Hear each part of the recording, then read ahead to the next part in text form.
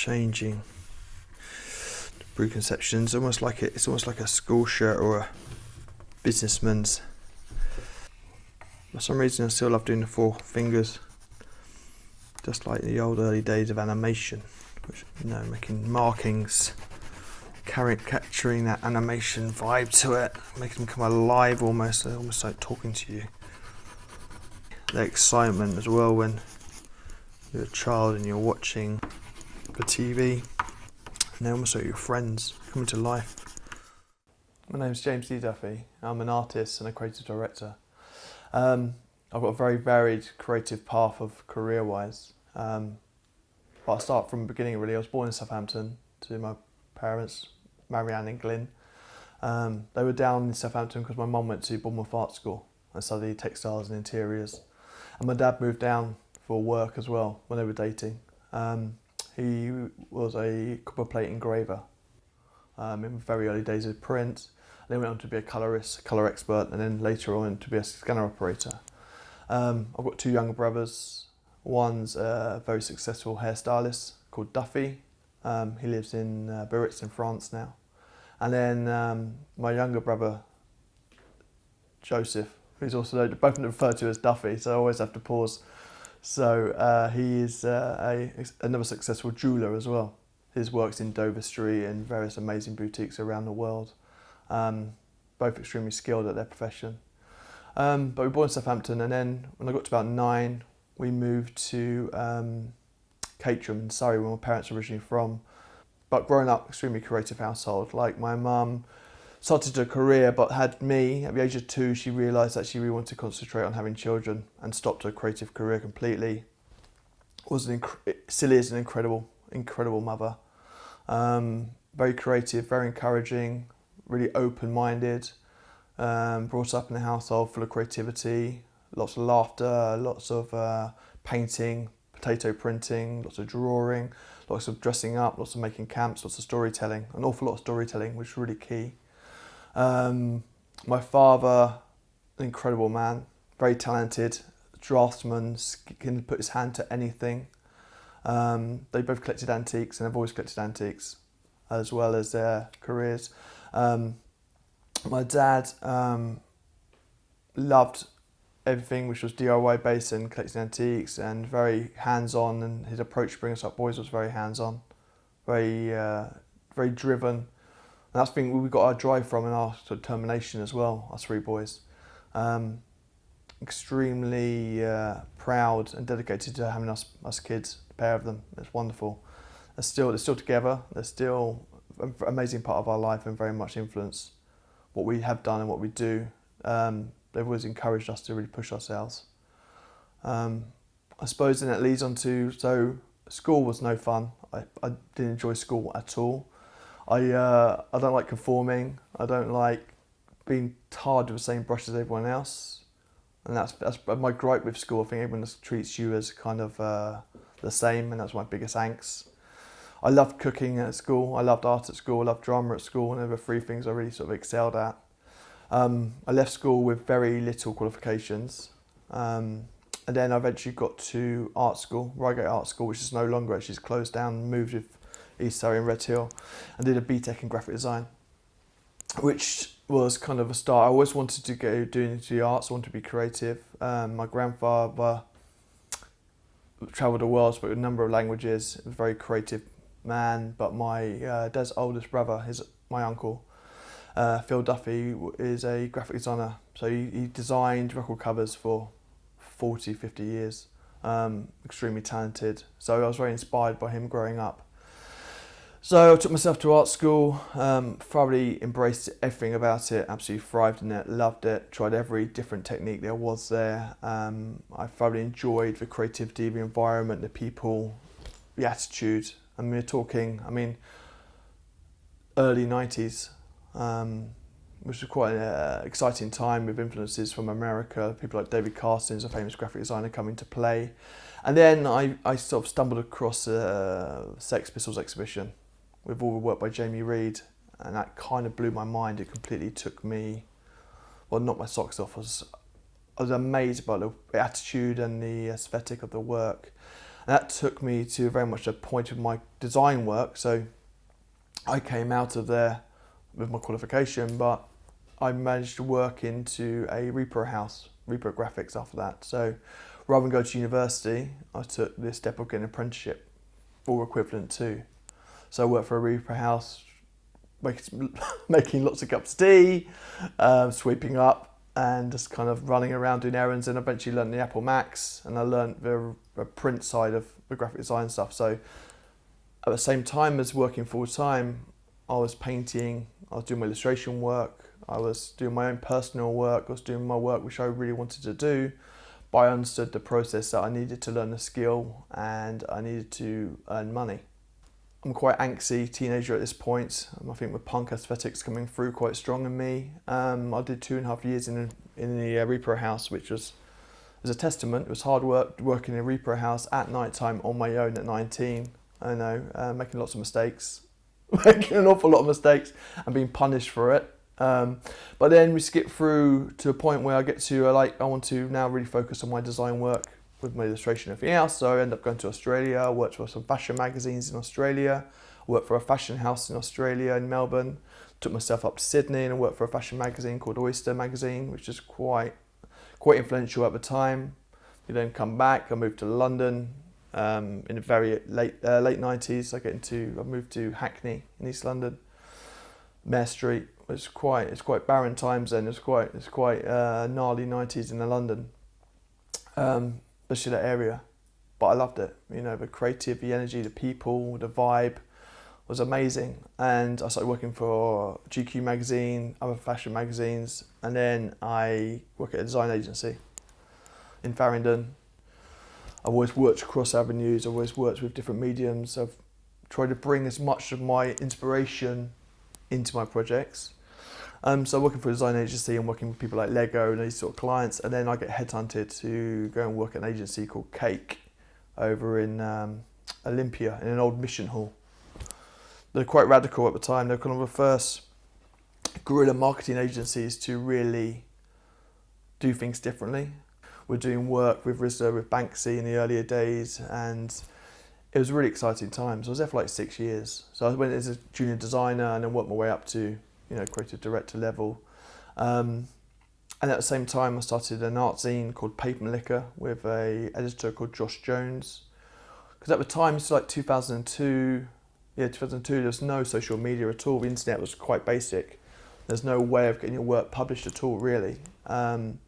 So Josh and I started this zine called Paper and Liquor, and we published our friends' work and people we knew and people we were hanging around with, because we used to hang around a place in Dragon Bar in East London, so we used to hang around there with all these up-and-coming artists. And it was a great platform to put my own work out, but then also have a tool to get other people's work published. And then that's been going strong. We still do it now. It's like been going 20 years. We've only put 12 issues out, but from doing that, we've published like Banksy, James Hewlett, David Shrigley, lots of up-and-coming artists, so students' work who've now been found by galleries and now have gone very successful. And then through that, I went and worked at agencies as a creative director and a graphic designer, and then worked with clients, big drink brand clients and the like. But yeah, again, at the same time, I sailed along working very much closely with my personal projects. So when I was in 2004, I had a show in Japan, in Tokyo, with a guy called Paul Roberts with the We Are Collective. We did a show out there, almost illustration work, a lot of street art influence coming in here, so lots of spray paint and lots of stickering, very much inspired by my environment, touching on the characters and touching on those memories, very much kind of inspired by my surroundings and my people. I think it's quite a key thing. Doing things differently to how I would do on the mainstream work. And then, cut to a couple more years, I'm still more painting, and then I'm working at agencies in Shoreditch as a creative director, running agencies. And then I think we decided that we wanted to move out of London. London was London for 25 years, and I loved it. I loved everything about it. I loved the energy, I loved the approach, I loved the pace of it. I loved how many creative people, it was like a hot pot of creativity. But then I realised that it's almost stifling and almost suffocating in a way. It's almost, I wanted space. We wanted space, my wife and I wanted space. We just had Sylvester, so it was like time to move out and find, that's what brought us to Faversham. I've always known about this area. I've always loved being down here. We used to have a house in Whitstable. So moving out of London was quite a big deal really for me. I think it was so my badge of honour when I first moved there as a young creative and very much inspired by the art scene there and the creativity and everything else that I felt was my identity. But then as soon as I moved out, I realised it wasn't that, not in a bad way, but that's when we came here. And then I started to concentrate more on my own projects, on my own clients, and that's when it got really exciting. That's when I felt really inspired. That's when I felt like, okay, it all makes sense. All the hard work is starting to pay off now. You know, the 18-hour days you used to do 5 days a week, we didn't see anybody. So yeah, we moved there about 5 years ago, and that's where my painting really got exciting. And that's where I really was like, you know what? I don't really want to work for these big agencies anymore. I don't want to be just a cog in a wheel churning out work for them. I really want to do my own thing. Even though I've always maintained that, but the painting has always been something which has always taken second place, I suppose. So 5 years ago I started painting. I started really driving into that and really getting focused on that and really getting excited by that. And I mean, a lot of it's character driven, but it all comes from a real purpose. It all comes from a fragmented memories of my childhood, I suppose. A core body of work is like watching black and white TV as a kid, and you couldn't stop it like you can now. You can't record it. You couldn't freeze frame it. If you needed a toilet, you had to like cross your legs and sit the entire 10 minutes of a cartoon and then run to the toilet as quick as you can. But like, I love that idea of those memories fragmenting in my mind of a kind of almost like stills, almost animation stills. And that's how I kind of portray. And a lot of it's got emotion and memory and emotion behind it, especially the titles are very loaded with my own upbringing, my amazing upbringing from my parents. I've done a whole body of work which is all about the sort of a Cookie Monster influence, and very much the kind of characters in the fountain pen ink is all based from schooling. You know, being sprayed with fountain pen ink by kids, and the kind of, I never really felt I belonged. I didn't really fit into the pack. I didn't feel that I was part of the gang. I suppose because I always rebelled, I suppose. And it's very different people. You know, it's another thing. You kind of get thrown in this kind of group of people and you expect to get along, but I don't necessarily do. But I think that's, you know, so, and then a lot of body of work is about being free. So, you know, at 7, 8, 9, 10, us boys were allowed to play in the wasteland, back of a house. We were allowed to go make camps and make fires and have stick fights, fall out of trees, and then climb up a tree again. So you learn from your mistakes. I think having that common sense which we were brought up with is very key to that freedom. You know, a little bit of that is what I'm kind of instilling in my own son, with the creativity that comes of it. I think creative-minded kids can lead that kind of enchantment and that excitement, fantasy land they have where they can go and get lost. And that escapism from kind of the everyday. Even though a world of digital media is kind of like, I think it's more apparent now, more important now. And I think that's coming through in a lot of my work, the freedom of that and the freedom I have now, the kind of childish way I look at life. It's like, I don't think I really want to grow up, to quote Peter Pan. It's kind of that expressive freedom of being free, and that comes through my work. It's very animated in its style. It's very fluid. It comes with quite a lot of energy to it. Can't get that energy coming through here.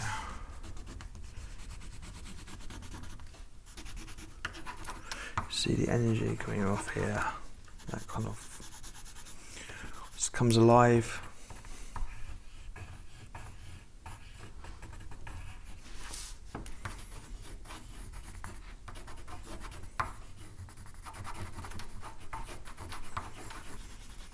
So I like to sketch out. I mean, I've been obviously working this body of work for about 6 months.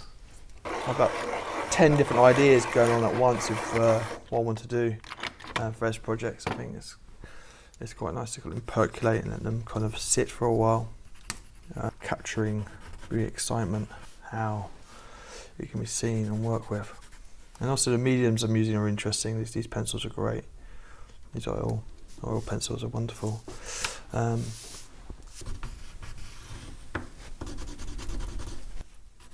so deep rooted in your memories. They kind of get hold of you. They kind of you can't let them out. I mean, I've got quite a good vivid memory of my childhood, especially.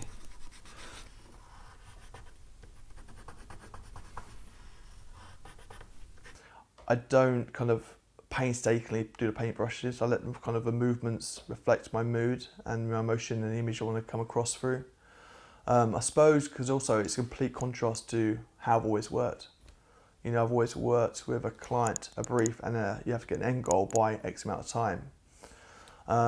With multiple changes and multiple people with opinions. With the painting, I've always done it as my own thing. It's a real sense of freedom.